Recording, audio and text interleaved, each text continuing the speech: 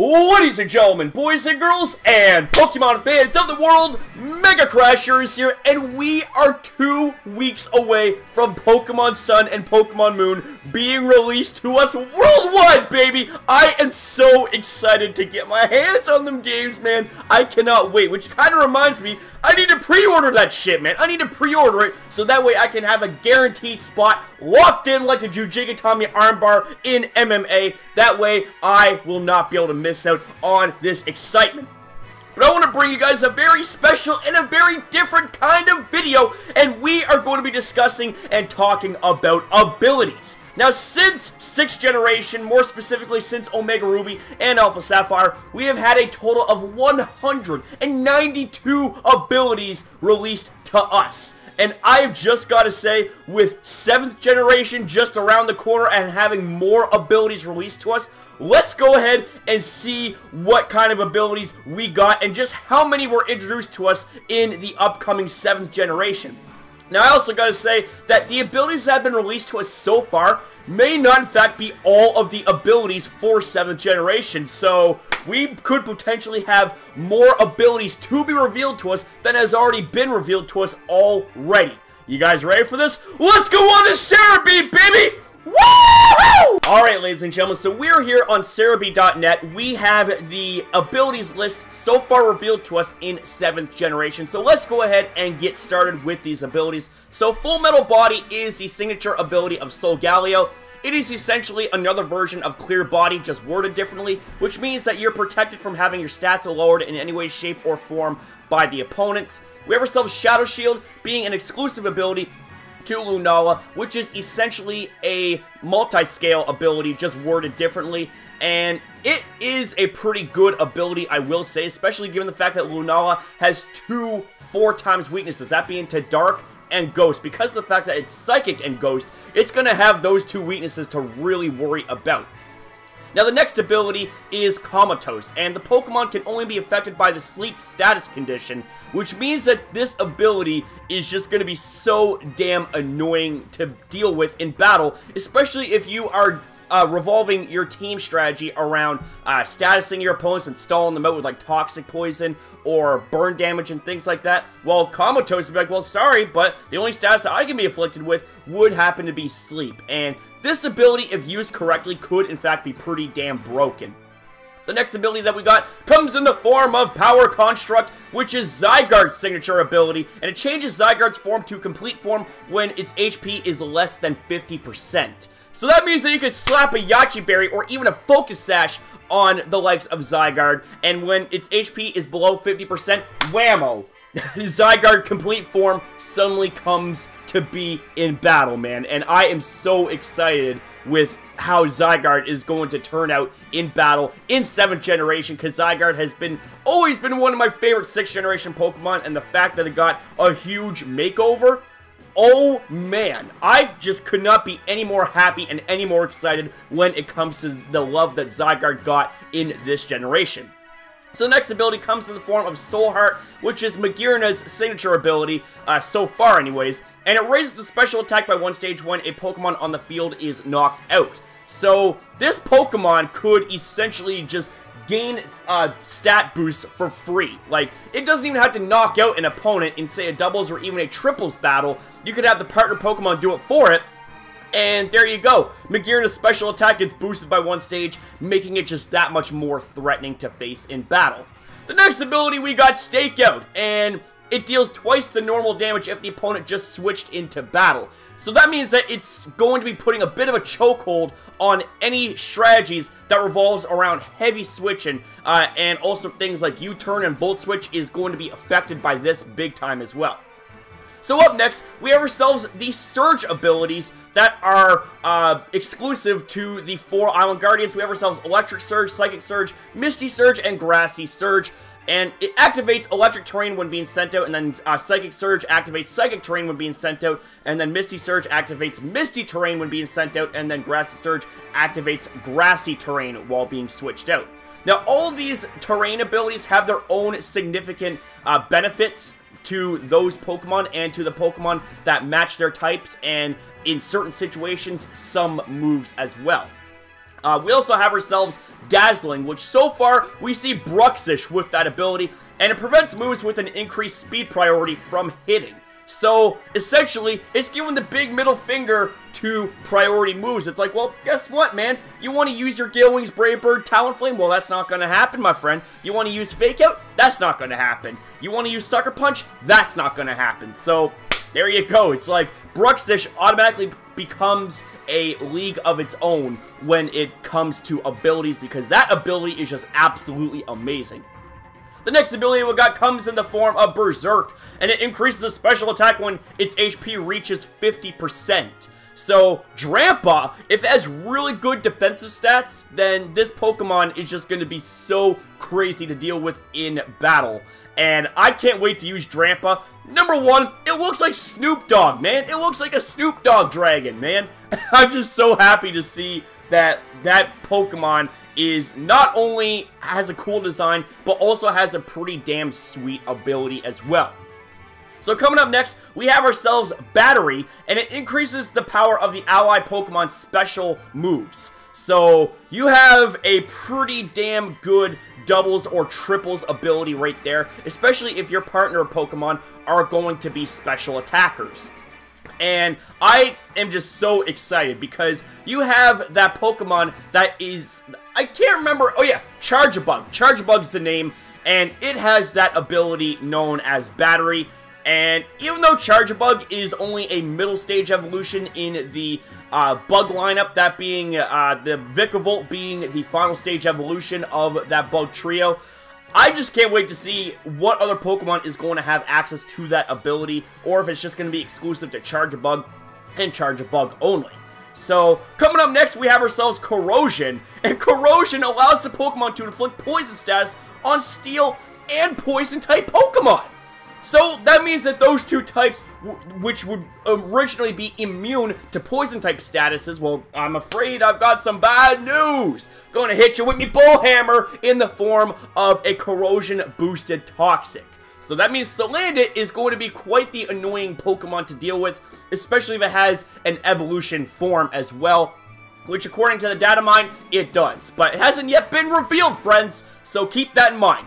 The next ability comes in the form of Disguise, and it allows the Pokemon to escape damage from any enemy's attack just one time, and then its appearance changes, and that is the signature ability of Mimikyu. So it's like I said before, this is essentially a free version of a substitute where you avoid taking damage the first time you get hit. But after that, your costume breaks and Disguise is useless. So coming up next, we have the ability Fluffy, and it halves the damage taken from attacks that make direct contact, but in return, it also doubles the damage, oh my god, I can't even talk right, doubles the damage taken from Fire-type moves. So essentially, you have an added Fire-type weakness, but I just gotta say though, that I'm not too worried about the likes of Beware, because having that ability grants you so much opportunity to be able to tank up hits that make contact with you, and especially if you have really solid defensive stats to make use of, then you got nothing really that much to worry about. Sure, you do have the added weakness to fire, but other than that, I mean, you really don't have anything to worry about. I mean, sure, Fairy-type Pokemon, Flying-type Pokemon, Psychic-type Pokemon, Fighting-type Pokemon also happen to be strong against Beware, but the thing of it is again, you know, Beware is absolutely amazing looking, and I'm willing to bet it's going to have a smorgasbord of moves to make use of because of its normal typing. And normal type Pokemon, as I said before, generally speaking, have a very deep move pool. So we take a look at the next ability known as Stamina. It increases the Pokemon's defense by 1 whenever it's hit by an attack. So, yeah, you want to talk about a broken ability. That ability is without a doubt going to be really broken, especially if the possessor of that ability happens to have really beefy defenses, and I'm willing to bet that Mudsdale is going to be a defensive Pokemon. I mean, it's going to be defensive regardless because of the ability Stamina, and if it has access to, like, recovery moves or some shit like that, oh my god. I gotta say that Mudsdale is looking pretty damn unstoppable at this point. Not to mention, it's heavy as fuck too. It weighs over a ton, my god. So what else we got going on? We got ourselves Triage as the next ability. which makes restorative moves gain the highest priority in battle. So that means moves like Recover, moves like Wish, Soft Boiled, Synthesis, Moonlight, Morning Sun, you know, moves like that, they have an increased priority. But, and this is a big but, if you are going up against a Pokemon with the Berserk ability, well, you know what that means. That means that you're not going to actually be able to utilize those recovery moves because Triage boosts the priority of those moves, and Dazzling blocks moves with an increased priority from hitting. So there you go. Like that's kind of a good and a bad thing at the same time. You got to worry about that. The next ability, we have Wimp Out, and when this Pokemon's HP drops below half in battle, it will run away or swap out for another Pokemon, so it's kind of not that good of an ability. So what else we got going on here? We have ourselves Dancer. If another Pokemon in the field uses a dancing move, then the Pokemon will be able to use the same move immediately afterwards. So picture this. Picture you have ourselves, well, you have Oricorio, which has the Dancer ability, and say if your opponent was to use something like Quiver Dance or Swords Dance or something like that, then your Oricorio, or any Pokemon with the Dancer ability, is going to be able to copy that exact move and get those stat boosts for free. Which I am just so excited to see how Dancer is going to turn out competitively. I think it's going to turn out like a pretty damn good ability competitively, because you will be able to get free boosts from any Dragon Dancers, any Swords Dancers, Quiver Dancers. Like, it's just, it's amazing. And it also makes me wonder what other Pokemon is going to have that ability. Now, what else we got going on? We ourselves Shields Down, protected from status conditions, and it has a high defense until it hits 50%, where it causes the Pokemon to change form. That is the exclusive ability of Minor, and I just got to say that this Pokemon, it kind of does remind me of an Aegislash in the way, but not so much given the fact that it can just change its defenses and offenses in a dime. Like, it will start out being in a defensive form, and then when its Shields Down ability kicks in, and those shields break, then it's going to change the form of that Pokemon, making it less defensive and more specialized into attacking. So what else we got going on? We have ourselves Innards Out, and it inflicts damage on the opponent if the Pokemon faints. So we have ourselves that cute little sea cucumber, Pyukumuku, with that ability, and I just can't wait to see if that Pokemon is in fact going to have an evolution in the Pokemon Sun and Moon games, or if it's just going to be a one-stage Pokemon that has relatively good balanced stats.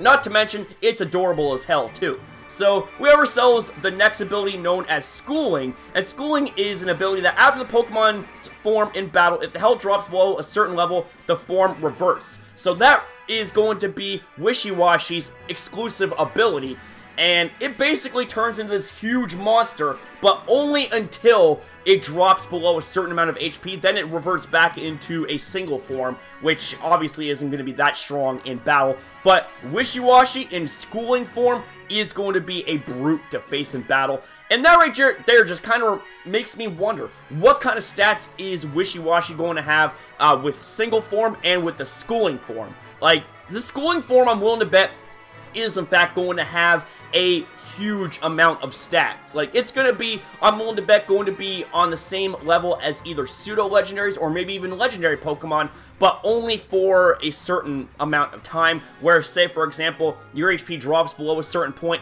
and then you have the base stat total equivalent of, say, like, a middle stage evolution or something like that, or even a first stage evolution, making you incredibly weak and exposed in battle. So the next ability that we got comes in the form of Surge Surfer, which doubles speed inside electric terrain. So that right there is the ability from Alolan Raichu, and I just gotta say, I'm really excited to use Alolan Raichu along with Tapu Koko, because I have a feeling that Raichu and Tapu Koko are just going to be absolutely tough to face and tough to beat in a doubles battle. You would have to be spamming some really powerful ground-type moves in order for you to overcome that combination. So the next ability comes in the form of Water Compaction, and it increases the defensive stage by 2 when it's hit by a Water-type attack. That is the ability of Palossand, which is a Ghost Ground-type Pokemon that resembles a sandcastle. So, I'm actually really excited to see how this is going to turn out, and I am just so very much excited to see what kind of stats Palossand is in fact going to have. Now the next ability comes in the form of Receiver, and it allows the Pokemon to inherit the ability of an ally when the ally faints. So if you are a Pokemon with that ability and you're paired up with the Pokemon with, say, huge power or a really, really solid ability, then just imagine when that user faints, you're going to gain their ability and you're just going to be that much more difficult to face. And I'm willing to bet that any Pokemon with receivers such as Passimian is in fact going to be very speedy and very hard hitting on the physical side. Because it's a rugby monkey after all, man. I mean, rugby players, you don't want to fuck with them. They're very speedy and they're very tough. I mean, wow, like, it is absolutely insane how tough those guys are. So the next ability that we got comes in the form of Battle Bond, and it changes form when the Pokemon knocks out an opponent. Now, I'm not sure if this is going to be exclusive to Greninja and Greninja only, or if there's going to be other Pokemon that can utilize this ability. But I am just so excited to see how this ability is going to turn out in battle, and if there's going to be any other Pokemon that has access to this ability or could potentially have access to this ability. Now the next ability comes in the form of the RKS system, and it changes the Pokemon's type based on the hold item. So it's essentially like a second version of Arceus' ability, where it changes type based on the item that it holds, and on top of that, it also changes typing of its signature move, Multi-Strike, and that right there, Silvally that is going to make Silvally just so damn powerful to face in battle. I mean, Silvally, I'm willing to bet, is going to have stats that are on par with legendary Pokemon, because it was created to face a certain threat to humanity after all. And the last ability we have is Queenly Majesty. Queenly Majesty blocks priority moves.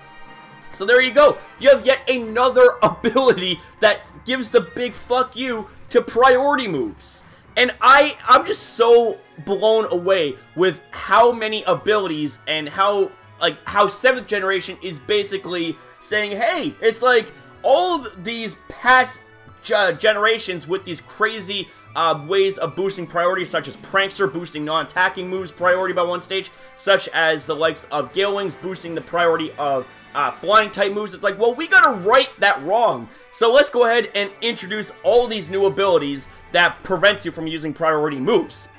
Now, I'm willing to bet that this is also going to affect the likes of Extreme Speed as well, because that also is a priority move. And it is of the highest priority as well, and only very few Pokemon can learn that move. Well, anyways, ladies and gentlemen, that right there is going to conclude these abilities. We have ourselves a total of 29 abilities. And you add that on with the 191 that's been given to us in past generations, we have well over 200 abilities, okay? We have a total of 220 abilities. That is insane, ladies and gentlemen. That is absolutely insane. So, ladies and gentlemen, that right there is going to conclude this video. Let me know what you guys think about this in the comment section down below. Tell me what your guys' favorite ability is of this generation. I'd have to say, without a shadow of a doubt, my most favorite ability, I actually haven't even really thought about that. I kind of need to think about that. But if I was to pick one right off the bat, I would have to say Psychic Surge, because of the fact that it blocks priority moves. And also, Dazzling and Queenly Majesty are pretty damn awesome also, which has to do with blocking priority moves, because priority moves are a pain in the ass, man. They are a pain in the ass. But now, we don't really have to worry about priority moves that much anymore in this generation, thanks to new abilities and new Pokemon that are basically going to be a big stop sign right in the face of priority users. So with that being said, ladies and gentlemen, like I said, if you enjoyed this video, make sure you fire off a like! Let's see if we can keep that like hype going with Pokemon Sun and Moon, and let's aim for 25 likes! And if you want more content like this, make sure you rate, comment, share this video, and subscribe today to MegaCrasher in the community for the best. And I mean, without a shadow of a doubt, the best Pokemon Sun and Moon news hype that there is today on YouTube, and just overall the best hype and entertainment that you can find right now, right here, when it comes to Pokemon content done by this crazy nuthouse known as MegaCrasher. Because you guys already know the deal by now, my friends. When we're community type Titan is one, you know that we shine brighter than the sun and the moon combined. So thanks for watching, and I'll see you next upload!